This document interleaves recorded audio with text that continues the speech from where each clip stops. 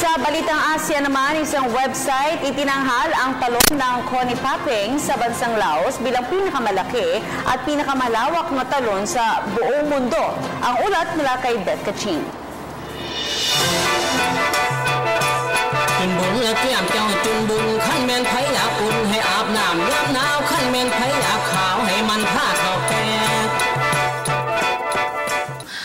Ayon sa website na www.worldwaterfalldatabase.com, ang talon ng Kon Papeng na matatagpuan sa distrito ng Kong sa probinsya ng Champasak sa bansang Lao ang siyang naitalang pinakamalaki at pinakamalawak na talon sa buong mundo.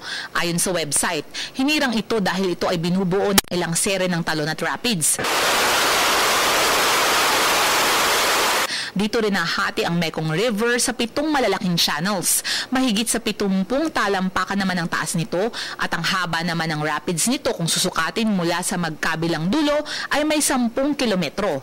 Ang Kon Papeng Waterfalls ay sinundan naman ng talon ng Para sa Venezuela, sunod ay ang Guaira sa Brazil at Iguazu sa Argentina.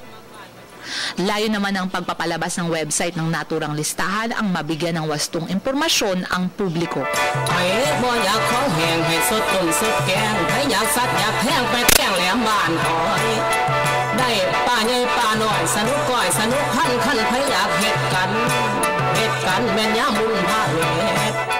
Para sa PTV News, Elizabeth Kaching.